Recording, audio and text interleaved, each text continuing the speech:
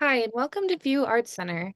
Tonight we will be discussing the art of craft with four artists from the exhibition that is currently on show in Community, Vandervoort, and Foley. The artists joining us today are David MacDonald, Bruce Thompson, Joy Muller-McCoola, and Dave Eichorn. We will go around and introduce each of them and also show the part of the exhibit that they are in.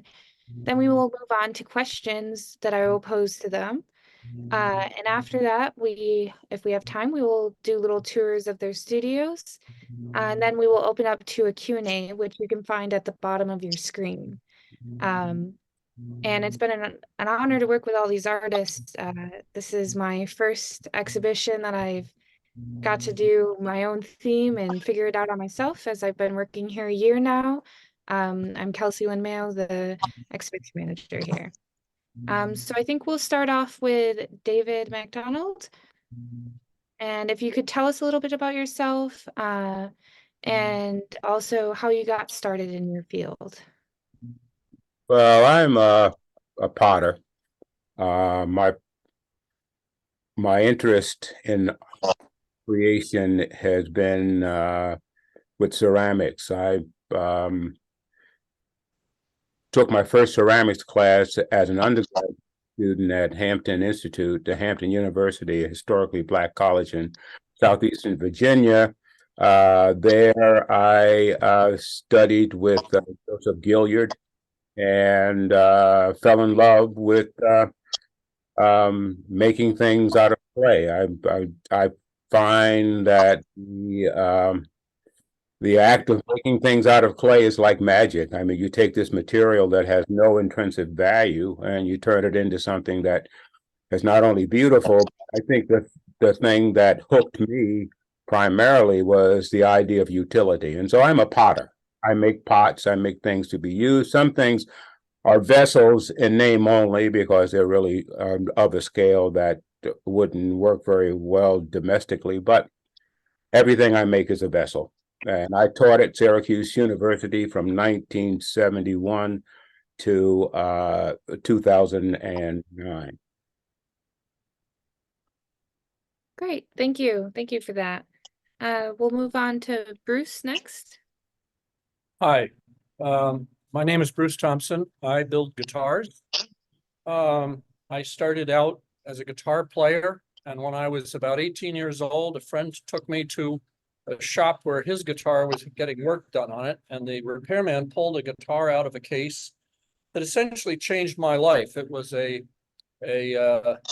guitar made in Germany between the two wars, a classical guitar, and the sound was something I had never experienced before. Unfortunately, the price was something I had never experienced before either. But sometime later, this friend of mine found a book in a used bookstore on construction of a classical guitar and gave it to me. It was overwhelming looking through that book because I was not a woodworker. I didn't have any of those skills. But a couple of years later, I visited my former guitar teacher who had moved to Maine. And in the course of the visit, he said, "I'll bet you'd like to go over and see Nick's shop where he builds the guitars." I went over there and saw wood from the local lumberyard being turned into guitars and realized that one step at a time, maybe this was possible. So since 1973, I've been learning to build guitars. The first one I was really happy with was in 2001. So that's a bit of a lengthy learning curve, 28 years or something like that, if my math is correct.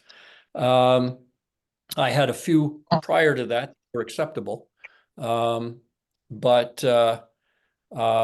that's really when I turned a corner. And then in 2012, I had a chance to take several of my guitars apart. One had been through Katrina and then spent a couple of summers in a Houston attic, and it was not in good shape. And I took the entire thing apart, learned a ton from rebuilding it and hearing the sound possible when I had changed how I did everything on the guitar.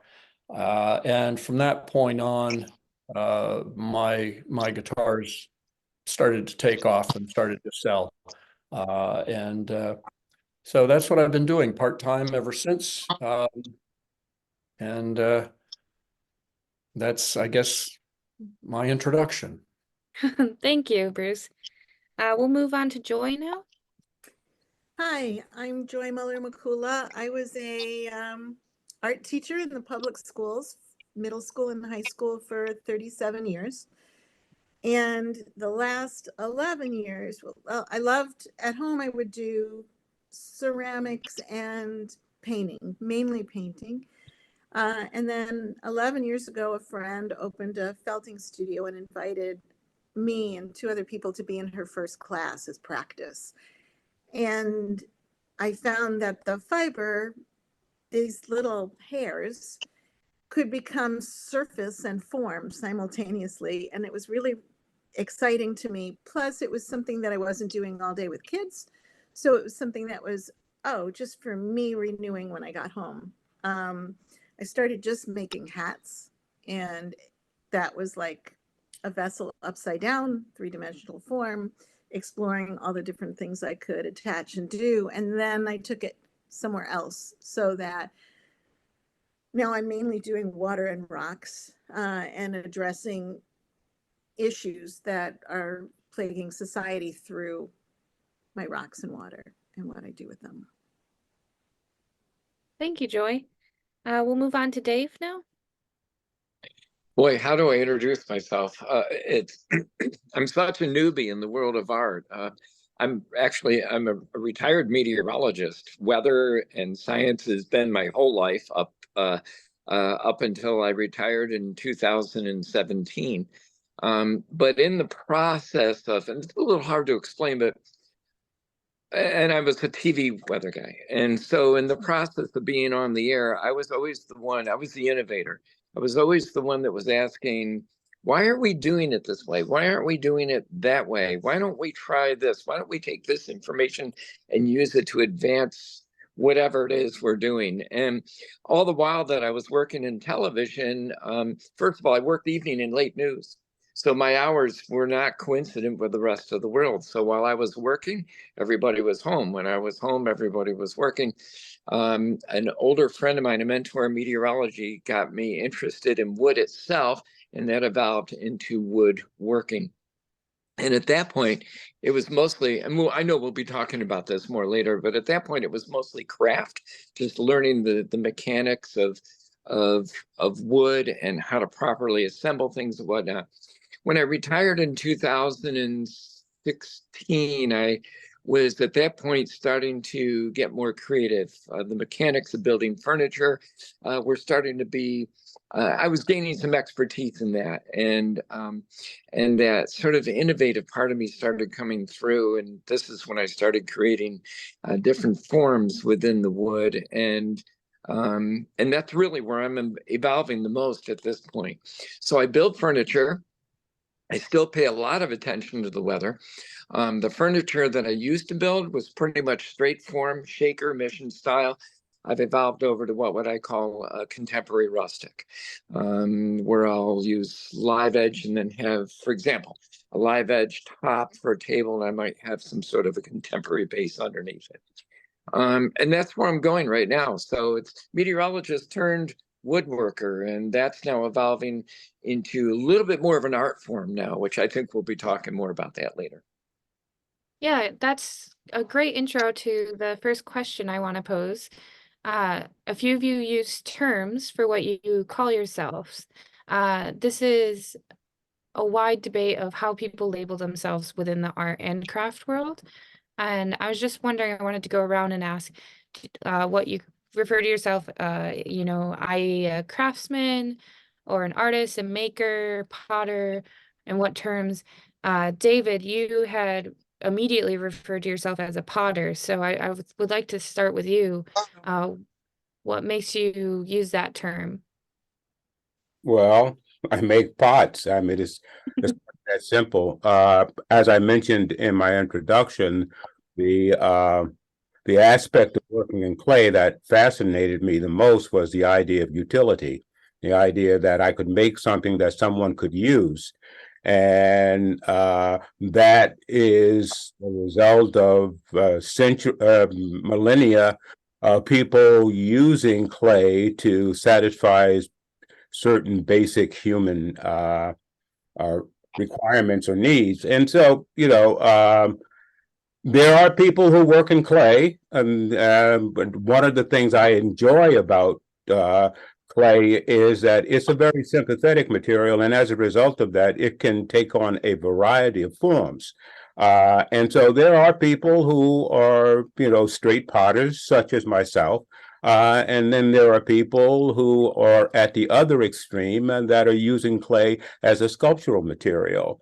And I think either approach is valid, but I think at some point, for me at least, the idea of utility and the challenges, and some people think that making functional objects is boring and not very challenging. But I feel the opposite. I feel that using the notion of utility as the core, and then seeing how in various ways you can work around that core and produce objects that are unique and useful as well. And so I've been referred to as a ceramic artist. I've been referred to as a ceramist, but I make the distinction that I'm a potter because everything I make is a vessel, even though sometimes, as is the case in the exhibition, they're fairly large things are not suitable for domestic use. They're more decorative than anything else, but they still have that interior volume that can be reached. And so the idea of the vessel containing that volume, that space, has always been fascinating to me in terms of the different ways that you can make a bowl. I mean, for many people, a bowl is a very simple, basic form, but there are, hundreds, possibly thousands of different variations, some of them subtle, some of them not so subtle, in terms of just a basic bowl form. And then the idea, one of the things that I enjoy about making vessels is decorating them. And sometimes I feel the only reason I make pots is so I have a surface to decorate. So, I embrace the tradition of utility in ceramics, and I try to draw upon that tradition in terms of my own work. Thank you for that. Moving on from that, thinking of the utilitarian side of it, I'd like to go to Dave, as you are in furniture, so you immediately you're going to make a shape that is going to represent what a chair is, but then you go so much further. So what do you title yourself as? Boy, you know what? I've been thinking about this for a lot longer than what's been needed to talk about this tonight. Really, because for the longest time, I'm self-taught, and for the longest time, for me, it was just getting past the mechanics of how to build something and build it right. And once I started getting comfortable with that, then it started to evolve into a little bit more of an art form, where I was finally able to thrust some element of creativity into this. But it's not until you've got the mechanics under your belt with woodworking anyway, and I bet this is with a lot of things, that you can even do anything with it. You can't advance it if it's going to fall apart.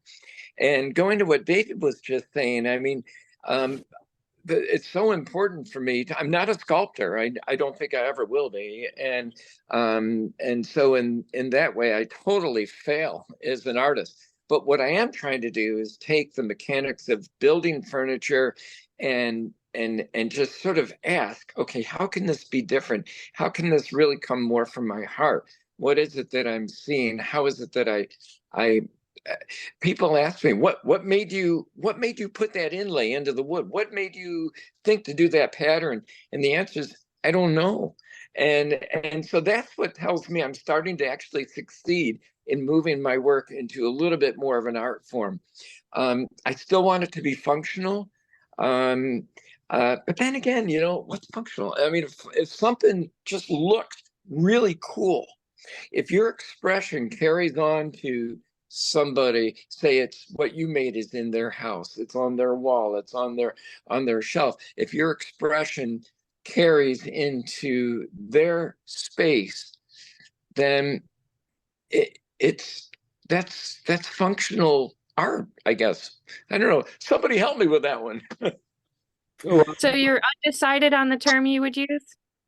Yeah, I'm a long ways away from calling myself an artist, but that's what I'm aspiring to become more of. I've got enough of the mechanics now of woodworking. I mean, I've got a lot going on in this shop right now. Besides it being a mess, we're putting in a brand new dust collection system, so I had to tear a lot of stuff apart. But I've got some incredibly beautiful woods, and they call to me. I mean, they're doing so right now. I'm looking at some beautiful Xeracoti about 10 feet from me right now. It's this sort of blackish wood with these white variegations going through it. And I pulled it out of my horse barn, which is my storage area, because I'm getting ready now to start to do something with it. And I'll just stare at it for a while. And because I know it's going to sound sort of cliche-ish, but I do let it speak to me. So yeah, in that way, I guess I'm leaning more artsy. More artsy, more towards the art side. Okay, well, let's see what way Joy leans. Well, first I want to comment to Dave Eichorn that there's something else, another word we haven't used yet, and that's designer. Mhm. And there's the term. Well, you're designing furniture as well as being an artist and a craftsman person. So how do we bring that word into the discussion? I defined myself as teacher for so many decades that when I retired 7 years ago, I was like letting go of that term and thinking, okay, I'm making hats. Okay, so now I'm a felter. But then I got away from hats, or my hats became things like,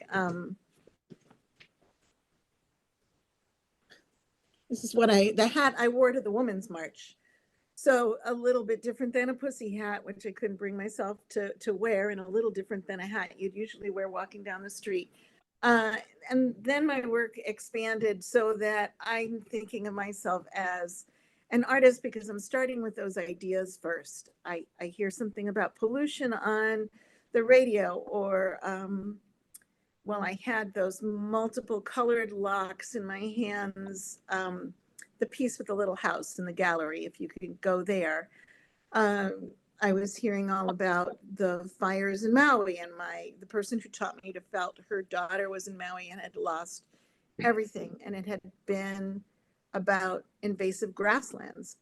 So all of a sudden, there I was researching invasive grasslands that had to do with the Colorado fires and had to do with the California fires, and that's what the piece became about. So I'm going artist first, craftsman, felter, other terms, but the craftspeople that are felters that I see, they do impeccable, perfect work, whether it's a boot or a hat, the finish work, and I'm more kind of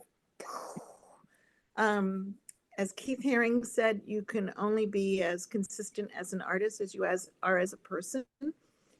And I'm not always that consistent. So I'll go with artist. And Okay. can Travis go turn the camera to the stuff she was just talking about? Yeah, I think he's trying to get there. It's across the room, right? Yeah. So Travis is in the gallery, moving around on a kind of a dolly situation to show us pieces. But he does have to travel a long way as it's a very large gallery. But yeah, Travis Kiefer is our marketing manager, but also videographer and camera guy. He does it all here. There we go.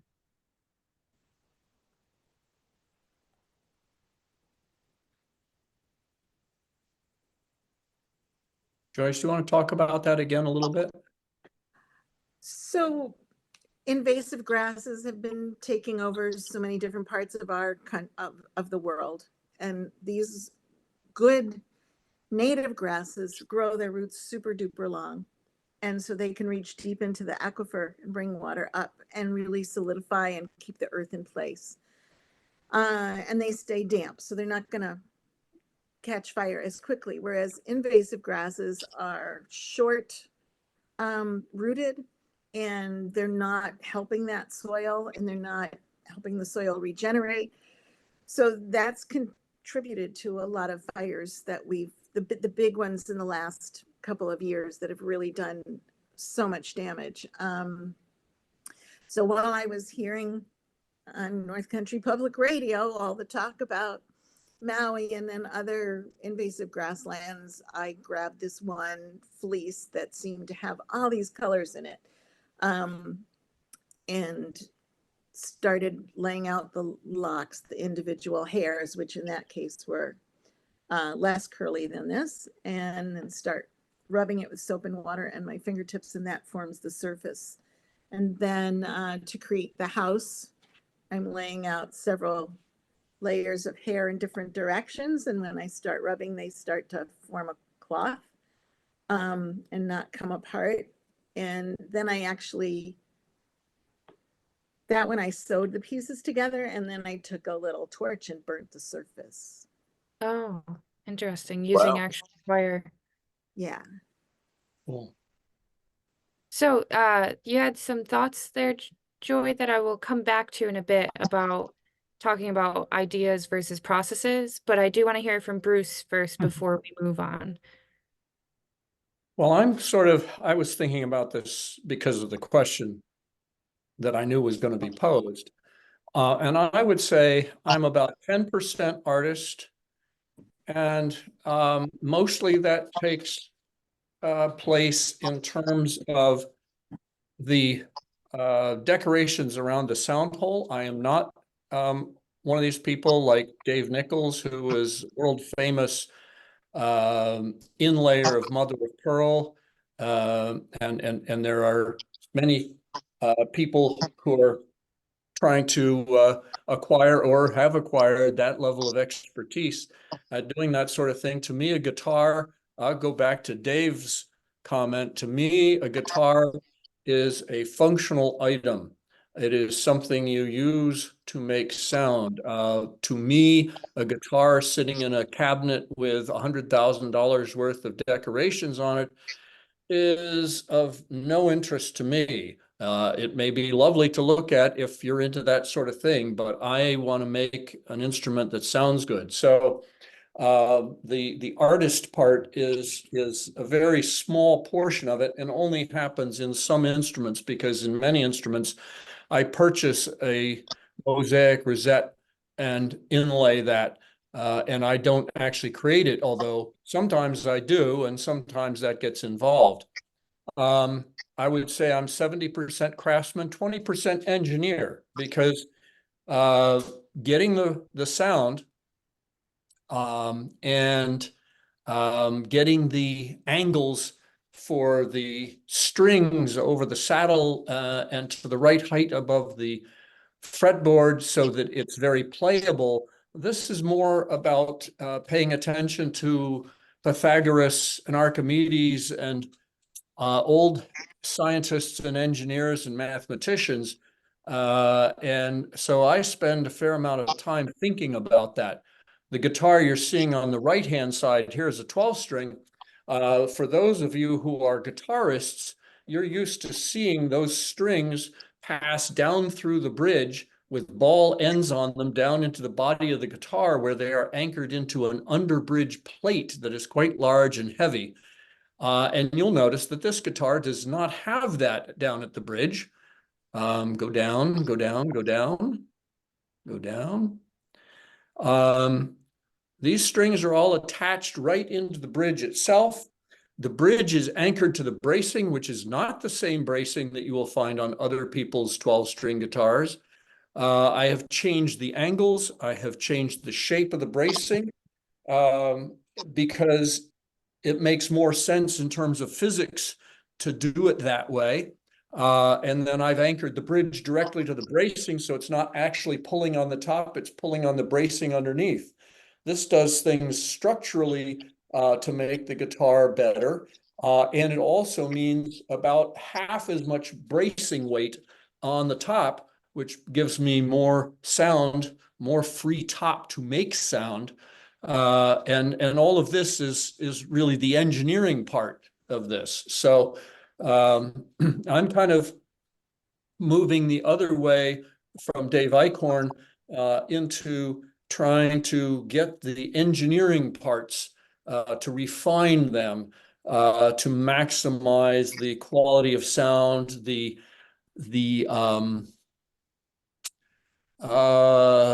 nuances of sound, and still stick within a traditional instrument framework. I'm not interested particularly in making M-shaped guitars or guitars that look like something from the circus man with the balloons. Some people are into that. I am not. I'm pretty much a traditionalist in some ways, but I have played around with things to engineer things. And I've also gone back to saying, what were the guys doing in 1400 and why were they doing it and why did it work so well? So it sounds like for you, process is a large part of your starting point. My next question was going to be, are processes or ideas more important to your work? Bruce, if you wanted to continue on that thought you had right there. I think ideas, there are a lot of different ways to build an instrument. I mean, if you go to Paracho, Mexico, the guys there are experts at this and can turn out a guitar in 2.5 days. They don't have any power tools. They're doing this all with hand scrapers, planes, and a couple of chisels and a hand drill. And you know, you look at the instruments turned out in Cremona in Italy in the 1500s. And again, there were no power tools. There was no electricity. There was none of this stuff. This was all done with rope and handmade clamps, hide glue, and tools made in the blacksmith shop that they could wield by hand. And yet the results are as good as ours. The process was completely different. But the idea, the sound they were seeking, the feel of the hands on the strings, probably not very much different from what the best players now are looking for. Great, thank you for that. And I'll go back to you, Joy. You were talking a lot about ideas that you're almost researching or listening for ideas, but you do have a process that you are set and working in. So which one of these is coming first, or do they come together? Well, I'm sitting here rubbing a piece of wool in my hands as we speak. And I think all of us have this want to touch these, whether it's a piece of wood or it's the clay moving through our fingers.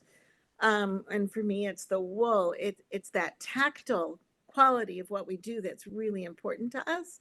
I apologize if that's not true for the rest of you. But I can almost always have a piece of wool in my pocket that I'm rubbing at this point.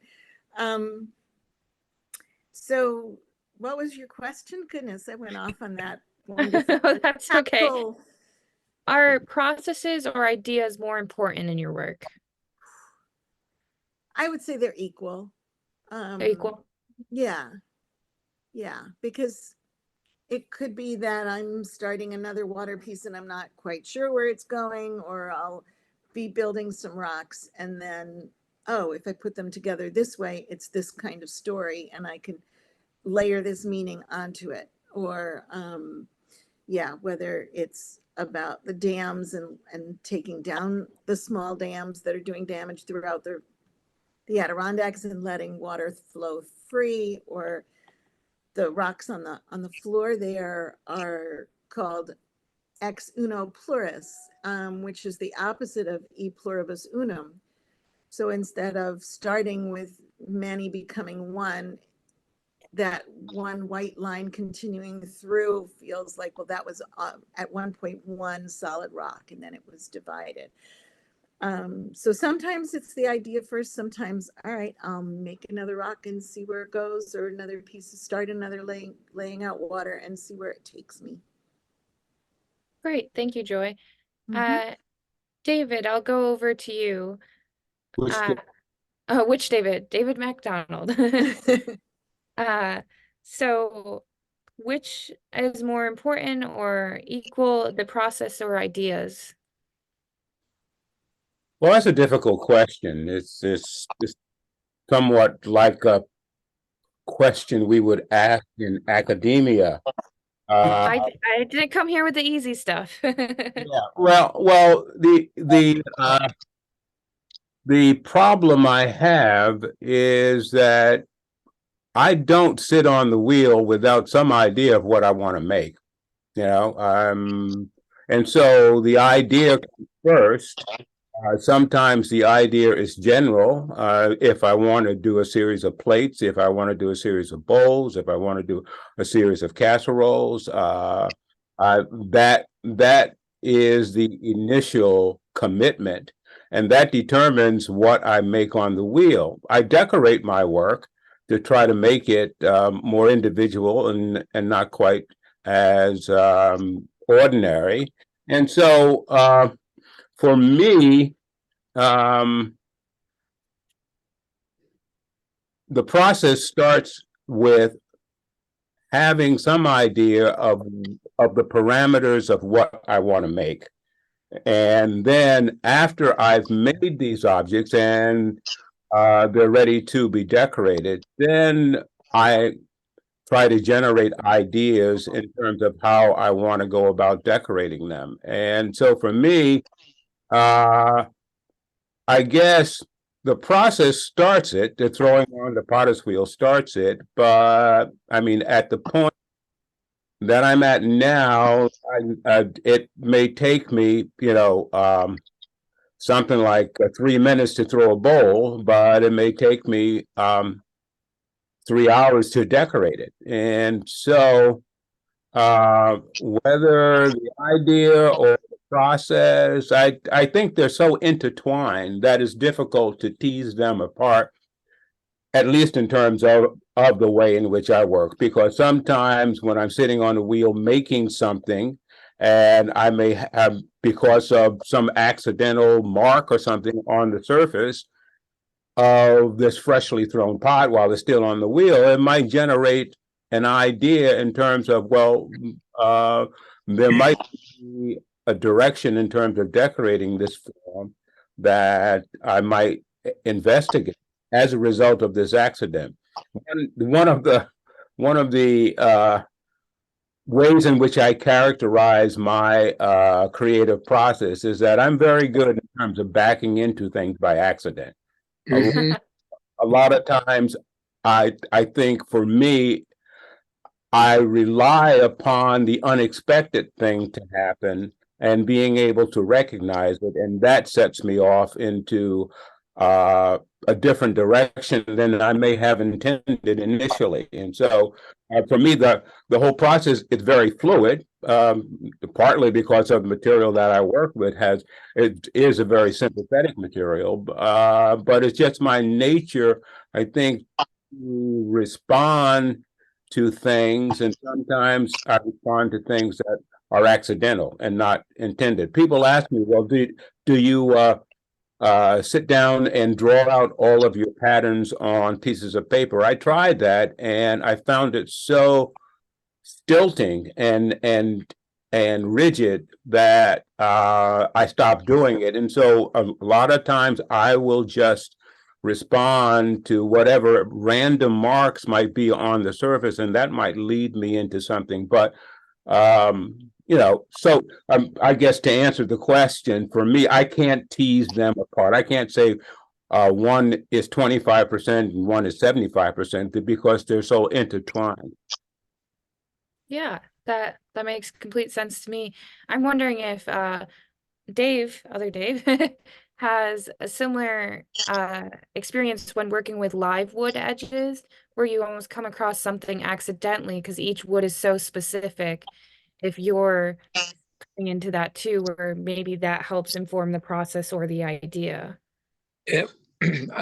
Boy, David, just, I mean, for me, he just nailed it because I mean, process to me often, and I'm beginning to believe now as I'm listening to him speak, David, and listening to you speak, I should speak to you directly, that more often than not now, process is leading to ideas. Ideas might be what got me started, but then I get involved in the process, and all of a sudden it's like, holy cow, this this kind of burst of creativity comes along as a result of something that I started, and more often than not, I'll actually go a totally different direction. A table that was supposed to be in my display up at View never made it there because I had it at Casnovi Artisans for sale. And it sold. But it was really cool because the base of that particular table was curved and very irregular in shape, and structurally it was terrible. And I found some pieces left over from actually building it that I turned around and said, wait a minute, if I take these and attach them, and all of a sudden I've got this art form in the works and I'm adding to the structure of the table. Well, let's not leave the table alone. Let's inlay some looms into the top of it. Because this is going up to the Adirondacks. It's going to be beautiful. So,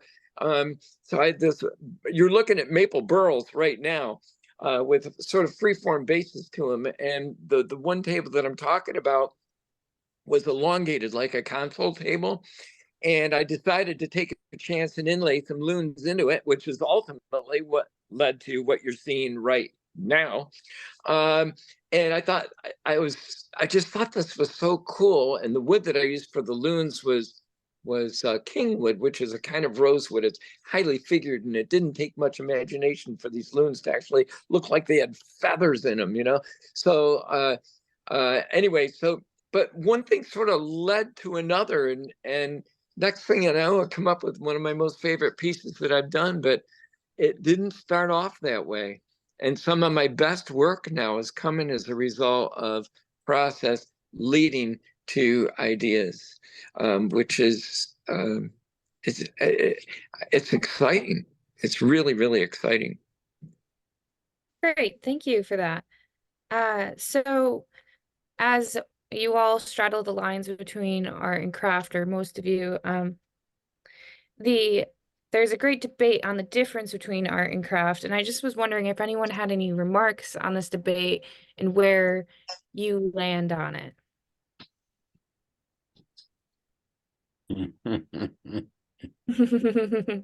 Well, I in academia, we deal with this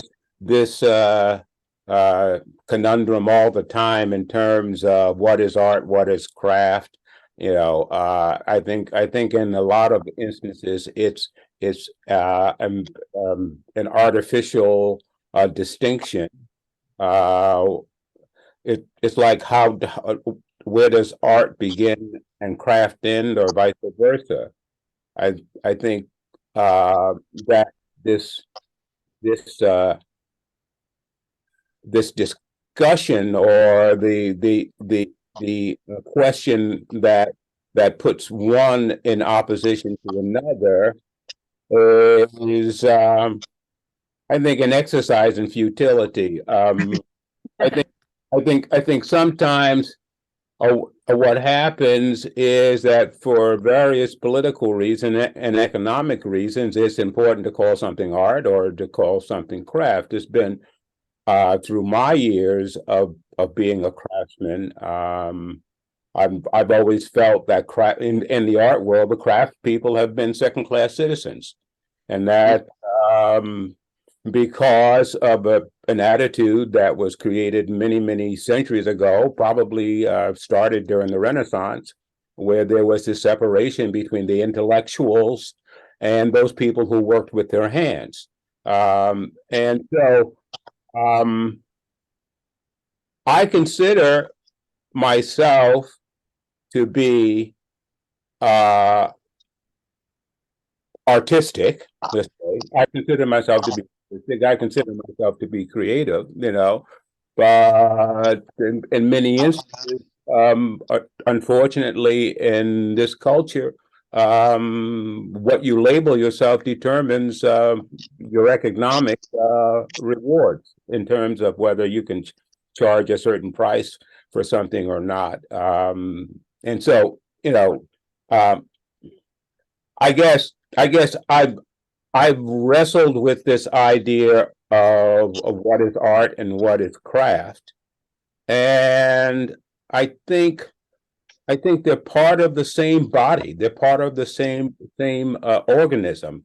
It's just that for various reasons, there have been artificial attempts to distinguish one from another. But some people say that crafts are primarily based on tradition, and many craftspeople are tied to a single material.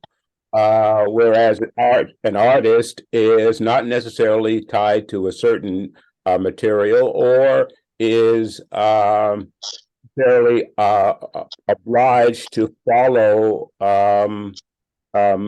tradition.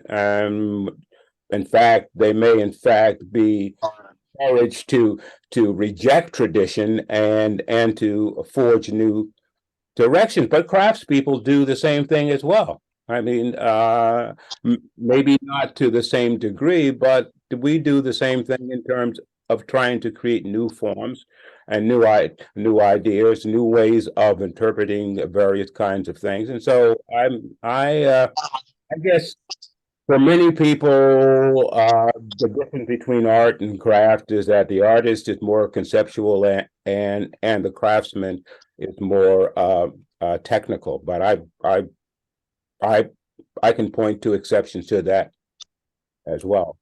Exactly. And something I'm noticing, so for my background is very much between art and craft, from my BFA to my MFA with glass and ceramic.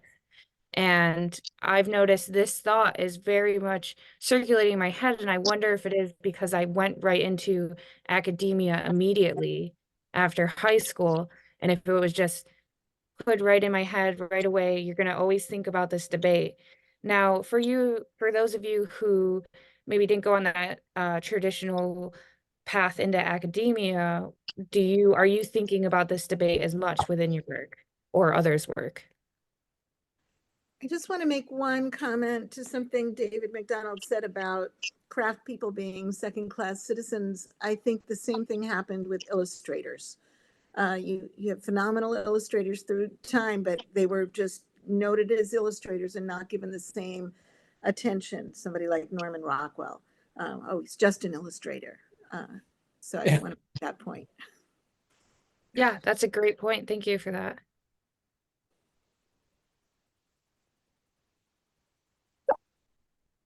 So, Dave Eichorn, since you had a whole other career before this, was this a topic that was circulating in your brain before, or not until you entered the world?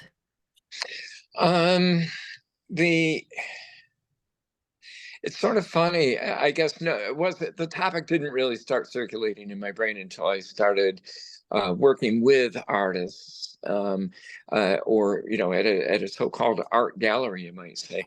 But when I think back on my career, and this is a little bit hard to explain, but there's times where I might go to a conference and I might see a meteorologist show some work that they've developed, and an approach to weather forecasting, for example, and hey, good job, the whole thing. And I would walk away from that with so many innovative ways in my mind to apply what I just saw, and thinking to myself, how come that person didn't take that to that next level?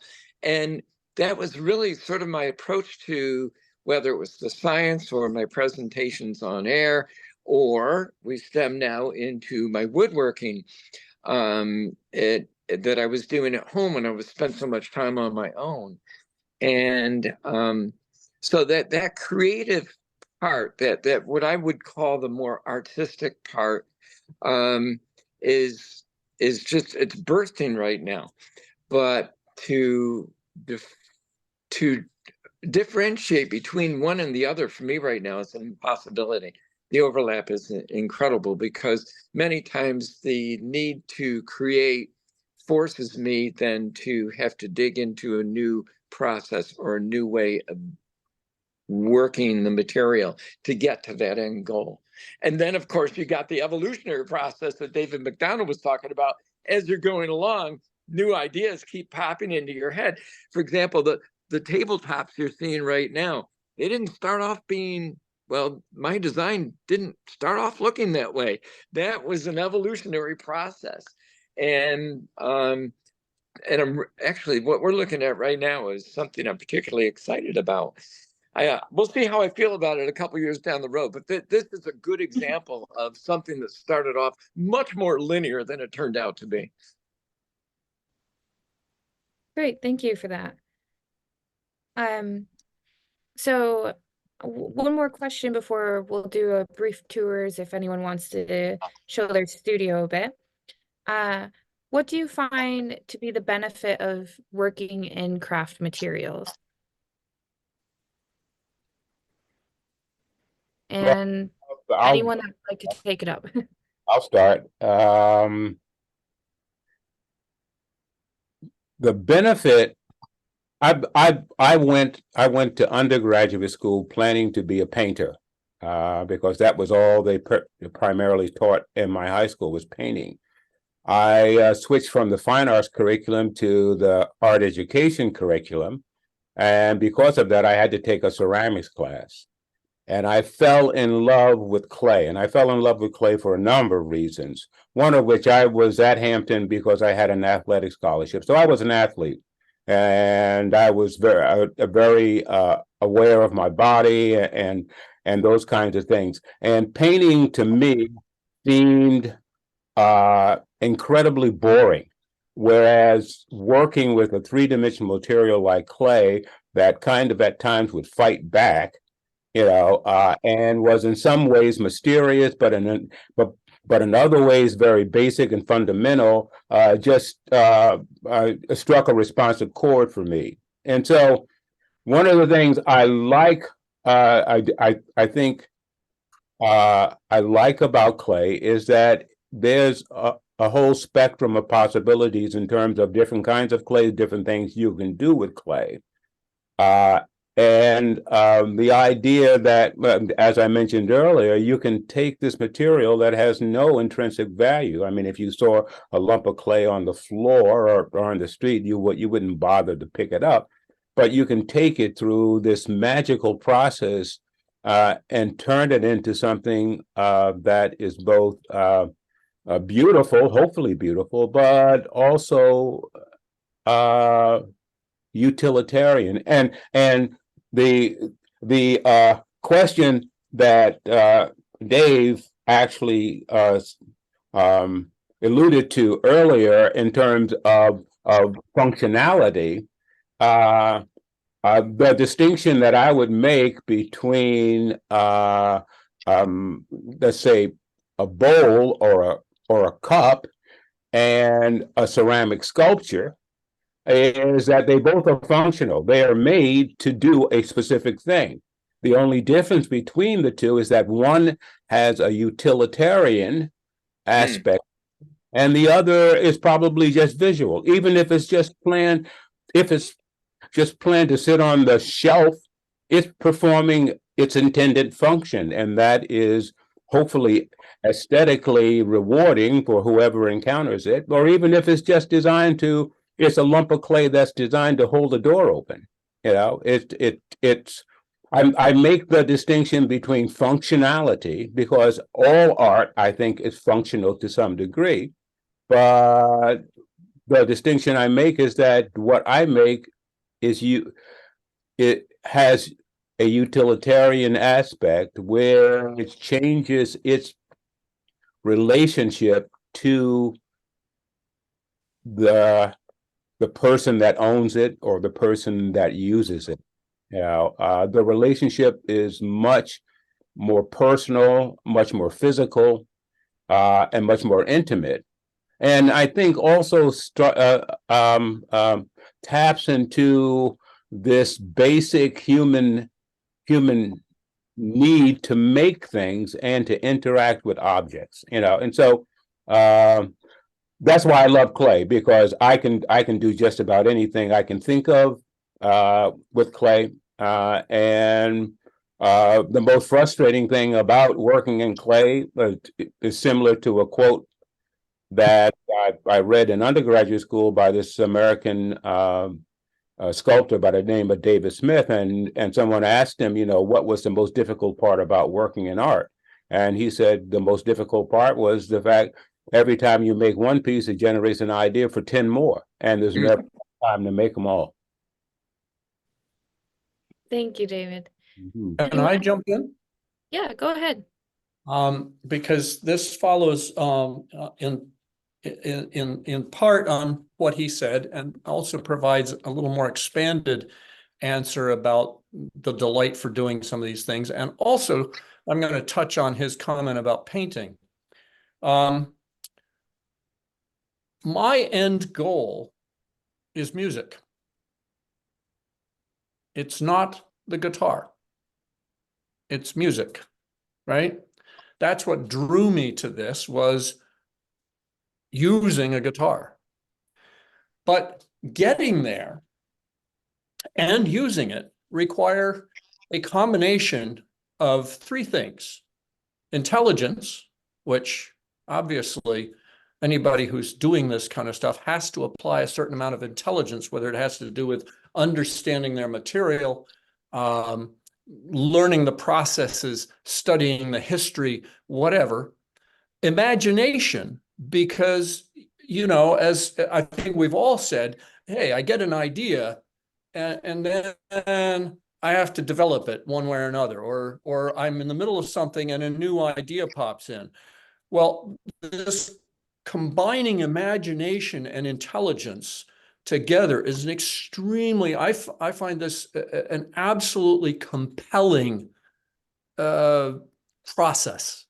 We'll talk about process again, but taking your imagination and your intelligence and using them together to accomplish something. And then, as Dave has alluded to, all four of us are tactily involved with the material that we're using. So we're applying our intelligence and getting sparked by our imagination as our hands are working with this. Or in the case, I'm done with the instrument, now I hand it to a musician whose hands then use it. They've learned how to play it. There's your intelligence. And they're imagining the sound and how they want to produce that sound. So I think all three of these things their interaction is captivating. It just sucks you in. I think all four of us would probably say, I get going in this and oops, it's dinner time. I've been down here 11 hours working on this thing because it just, it grabs me. The other thing I would comment on, I'm with Dave about painting. I think painting is boring. Okay, so I'm in Paris. Are you not hearing me? No, Yeah. we can hear you. Oh, okay. I wasn't sure. Some things are dinging around here and I wasn't sure what was going on. Yes, I just tried to figure out what that was and I'm unsure, but we're still going. Okay. I'm in Paris. We have an extra day. We go over to the L'Orangerie, which used to be a place where under Louis XIV, they had orange trees, but it's now been turned into a museum of Impressionist art. And you walk into this place and you turn a corner and your head is about 6 inches from the end of one of Monet's 10-meter by 2-meter murals of the water lilies in the pond. And if anybody knows anything about Monet, they know about water lilies. And I walked around the corner and I didn't see the water lilies because I was too close to the corner of the thing. What I saw was the water. and I saw the reflection that he'd captured in the little ripples. And like I say, I've been to art museums, bored to tears, looked at paintings, whatever, doesn't do a thing for me. I walked around the corner and I saw that and I started to cry.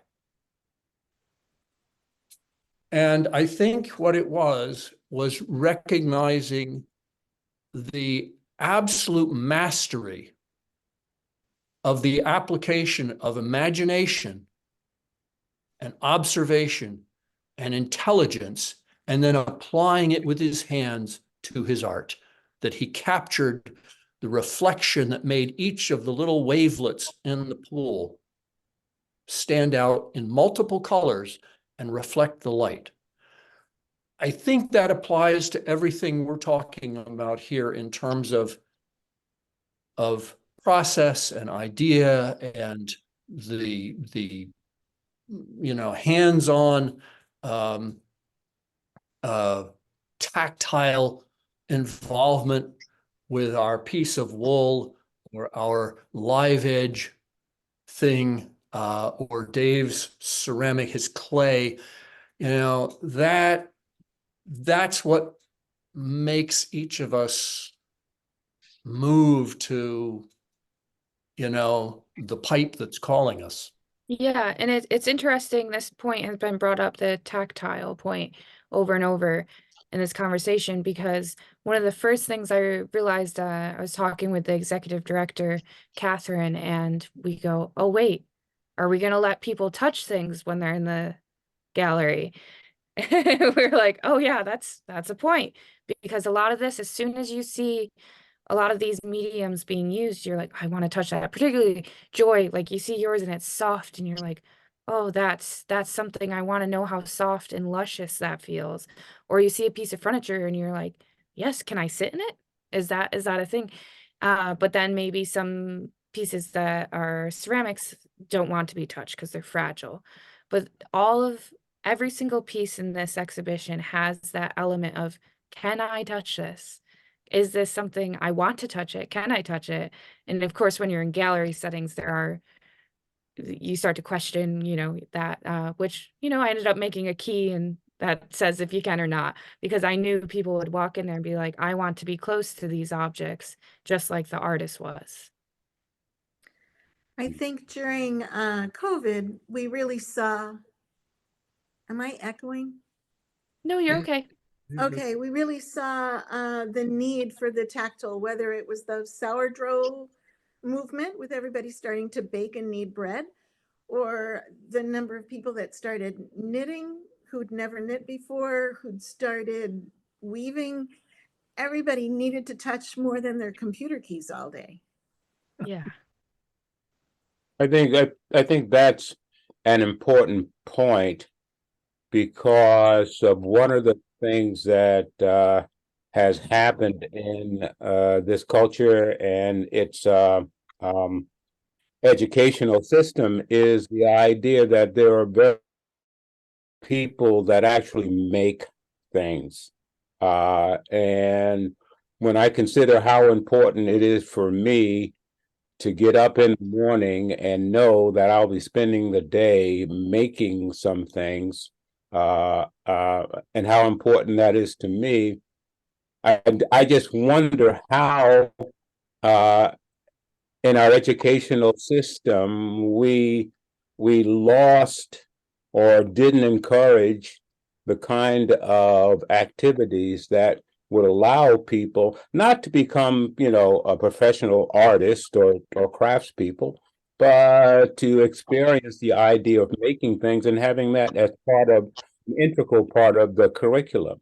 I think we've lost a lot of our humanity in the sense that we depend upon machines to do things for us now. Mm-hmm. Yeah, when I was in school, we had wood shop, and metal shop, and electrical shop, and there were a bunch of things like that you went to and you learned how to make things. And I think it's very important. In my generation, I saw that going away. I was lucky enough to grow up with a father that's a furniture maker. So I was around that my whole life and learned at a very young age, probably held my first hammer at 3, you know, but that's going to make you inclined to do that when you have family around you doing these things. But a lot of people I grew up with just were completely out of touch, wouldn't even know how to put a nail in a wall, you know, so we are losing touch with our ability to make and do on our own. I cannot imagine going a day without thinking, either making something or thinking about making something. I was just, listening to all you talk, and it's been it's been wonderful, and and just kind of reflecting over the last 2 or 3 years in particular, and since I moved into my new shop here, and every day when I wake up, it's I make something in one manner or form. I make something, and I'm sometimes wonder. I sometimes, when I have time to reflect on this, I wonder, why is it so important to be making something?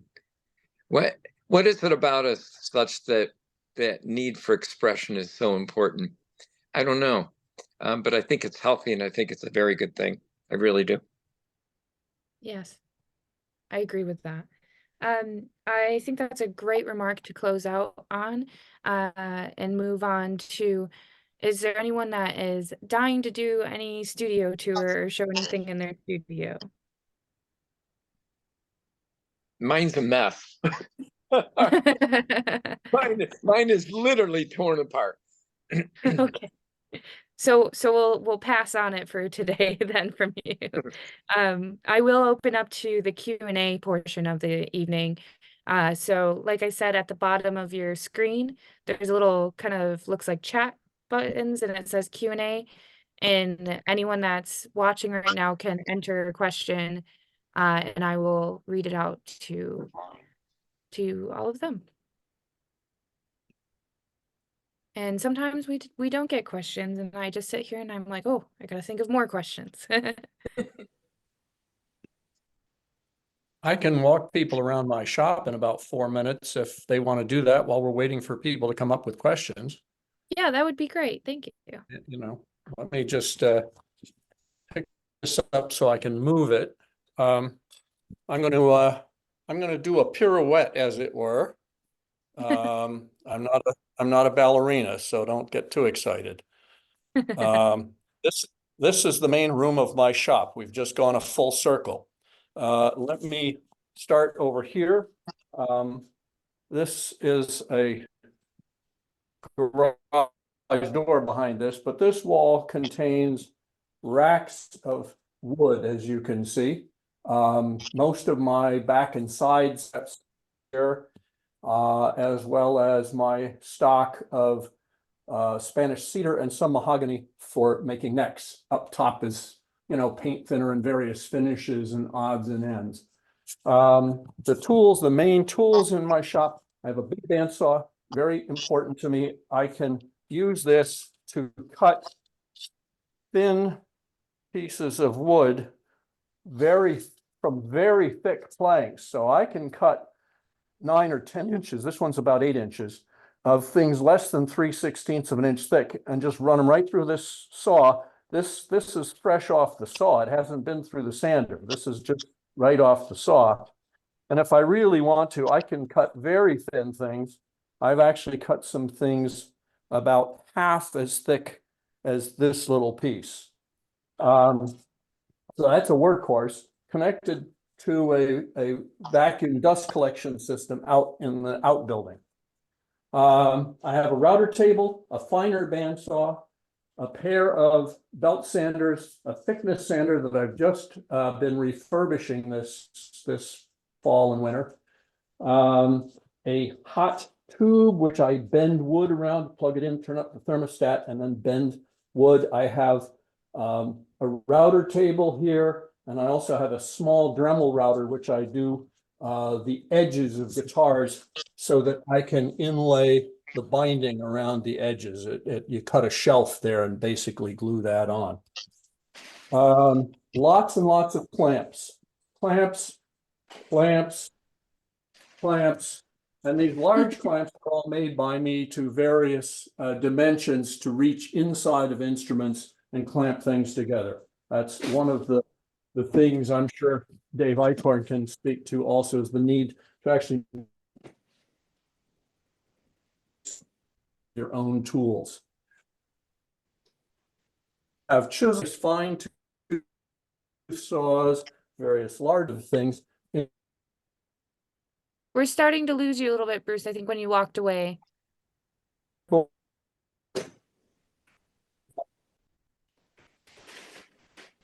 I'm sorry, I'm inside here. Are we losing the signal or just voice? The signal. Just my voice. Is this any better? Yep, that's better. Am I there? That's better. Well, we'll take a peek in this room anyway. I have raw lumber. I have a bunch of unfinished guitars on the side, and more wood and cases and stuff. So there's a quick tour.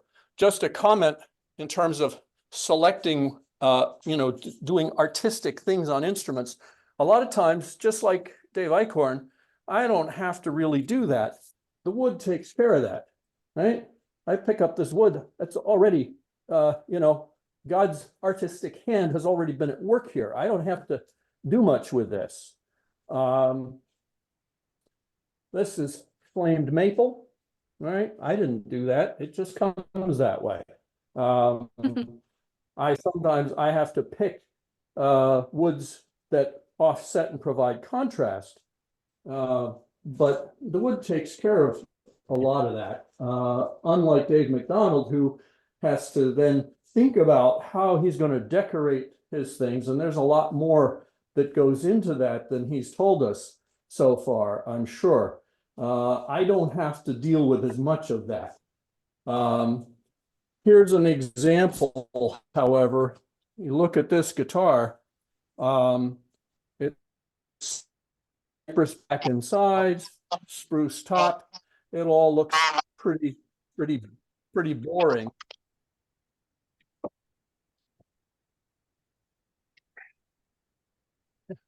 Once you put the binding, the fretboard, and the bridge on it, we're looking at the same woods here.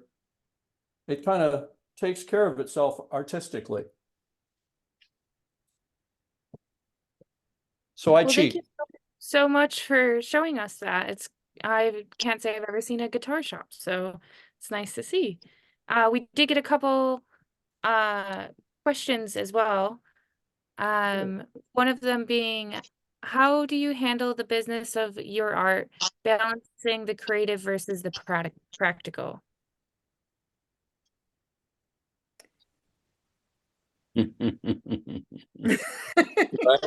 Right. I see Joy making a face. What's your thoughts? Oh man. Numbers have never been my good friend. Figuring out time, figuring out cost of materials, starting with taking hats and stones just to craft fairs, just a few, to say, okay, you can use this as a meditation stone. How much is my time worth? Which materials? There's so many sources for wools that have different price ranges. That has not been fun. And I enjoyed Dave's laughter with that too.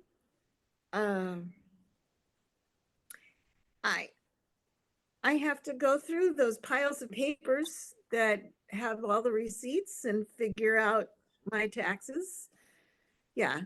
The business part is not where I want to spend my time. Yeah, that was kind of one of the shortcomings I think existed in art schools. When I was going through art schools, and also during many of the years when I was teaching, the idea that it's nice to learn these skills and to make pretty things. Someone has to pay the electric bill, and someone Yeah. has to pay the groceries, and so what's happening in academia is that more and more art programs are introducing a semester or even a year-long course on the art of business, or the business of art, the business of art. I was fortunate enough so that I didn't earn my living as an artist. I earned my living as a teacher. And as a result of that, it allowed me the opportunity to do a lot of experimentation and to have a lot of fun and not worry about those things. Now that I'm retired and I've been invited to participate in a variety of invitational pottery sales, and been contacted by a number of galleries to display my work, and then now I have to think about the business side of it, and it's very difficult because it's like who was it? Jackie Robinson said that he loved playing baseball so much he'd do it even if they didn't pay him. Well, I love working in clay so much that I'm going to do it whether I am paid to do it or not. But the bottom line is that I am part of a artistic community, and in some ways I'm expected to set the standard in terms of pricing. I'm expected to be the standard by which certain people who make similar things to me gear their pricing scheme, and one of the things that I've really been quite amazed at is the price of mugs. I mean, I've gone online and seen mugs for $150. I'm not even sure if I would feel comfortable using a $150 mug, but at any rate, those. What is happening is that more and more people, fortunately, are getting into collecting crafts, and as a result of that, the old system of supply and demand is functioning, and so people are willing to pay more to have these beautiful objects, and in some instances they purchase them as investments, but the way in which I go about pricing my work, and I've been told by many of my fellow ceramic artists that it's an insane system, and that is, I think I look at an object and I say, what would I be comfortable paying for this? And then I double it.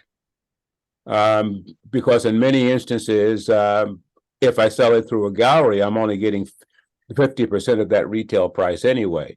But it's the idea that many times when we make the objects ourselves, we don't have a sense of its value, all right, and in the marketplace. And so sometimes the most difficult thing for artists to do is to figure out how, or craftspeople or artists, how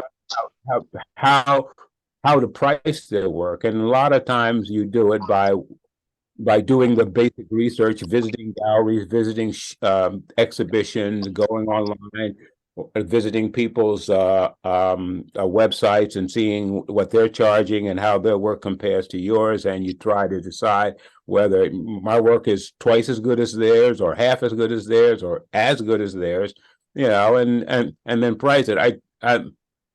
It's unfortunate that artists have to deal with that, but that's the nature of the beast. We're in a capitalist society, and in many instances, artists and craftspeople aren't really given the kind of economic support that is true in other cultures, and so as a result of that, in order to keep making your work, in order to do that, you have to be diligent in terms of trying to figure out a logical system about how to price your work. I can't possibly sit down and figure out hour by hour how much time I spend on a particular piece, especially the large pieces, because some of them will take several months to finish. But you know, it's a question that I was always asked in the second semester of a ceramics major senior year. You know, how do I price this stuff? And we would sit and talk for hours, and I'm afraid that at the end of the hour, they wound up being more confused than they were when it started. I'd like to add to that there's the price sometimes I think I should charge, and then there's the I want somebody like me to be able to buy it. So there's this line in between. You'll notice that all of us had some other job, or Kelsey, you still do have some other job. The rest of us have retired from something else.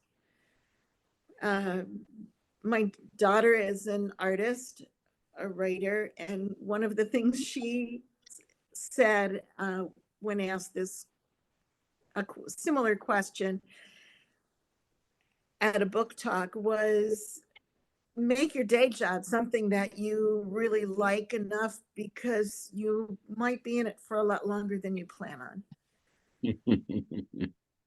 Yes.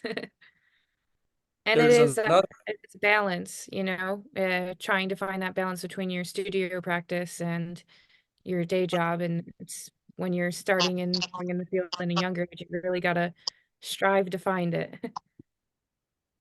there's also a phenomenon I noticed this past year, because like Joyce, I've been sort of saying, well, you know, the price has to be reasonable. I don't, you know, normal people need to be able to afford these things. And I was at a convention a little less than a year ago, and all of the guitars being offered by people there were about $7,000. And mine were about $2,500 to $3,500. And I looked at the workmanship on the instruments that was being offered, and my craftsmanship was cleaner. My finishes, which is the worst part of anything I do, were better than their finishes. And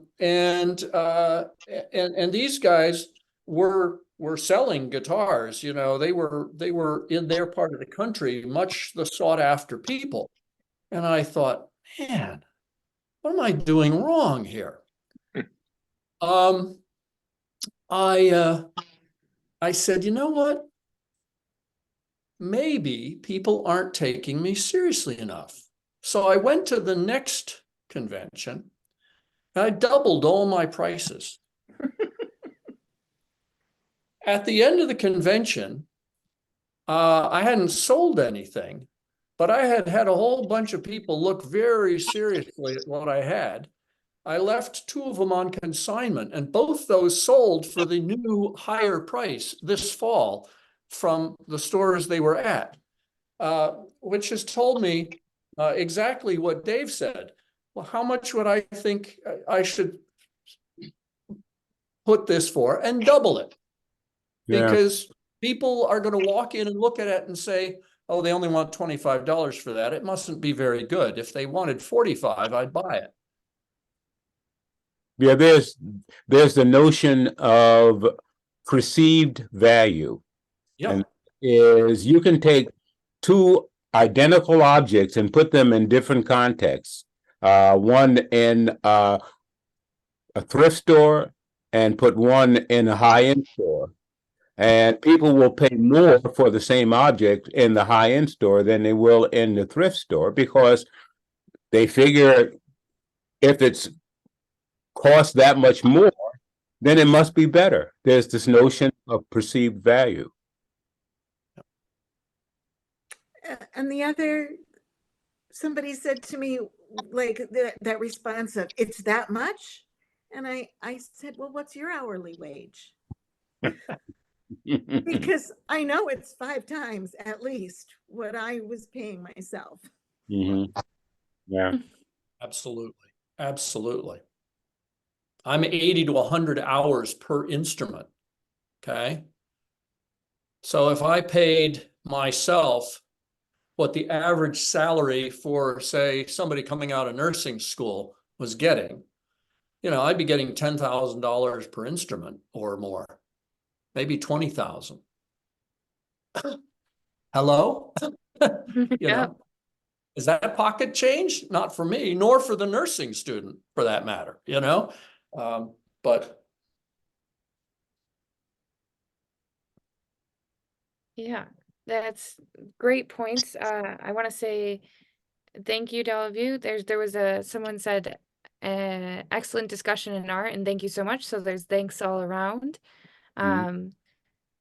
We had one comment of that somebody would like to see David's pottery studio, but I know you're actually not in the studio. You're in your showroom, aren't you? I'm in my showroom, Yeah. but they can come by my house and see my studio. Okay, great. You're gonna have My 20 name, something people showing up there before you know it. Google my name, my website will come up, and my contact information is on my website. And since I'm retired, I'm in the studio all day, so just stop by. Okay, great.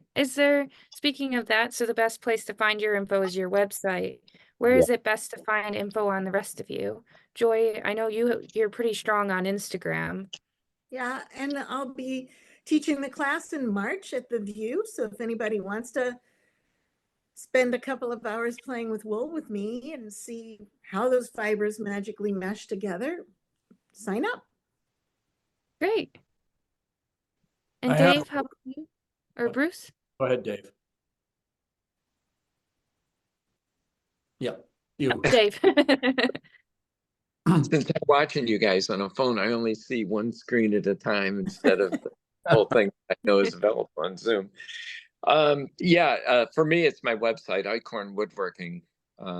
That's where my gallery and my work is. And what's kind of cool about that, I jokingly tell people when they come by, I give them my business card. If you have a boring evening, go to the website and you'll see the progress of my work, how I started off with straight lines and I've evolved into something, I think is a bit more creative and I feel like it's a lot more interesting. So that's one of my better marketing tools right now. The other thing I find is that when the shop is all put together and everything's nice, and I've got this array of exotic woods that I've been sitting on for literally decades, there's such a cool backstory behind so much that goes on in here that when I get people in here, things sort of, I don't know. It's a little bit, I don't know what it's like for you guys, but it's a little bit intoxicating in here when I get a potential customer, a commission in here. It's exciting, and that kind of carries forward to people that are touring through. I especially discovered that during the Casanova Art Trail. Website. Great. I have a website. I had help putting it together in 2014, and I haven't been into it since. My computer skills are about the same as those of Michelangelo 500 years ago. So my wife came down and set this up. I don't know how to do any of that computer stuff, but if you go to my website, there's a phone number. The phone number does work.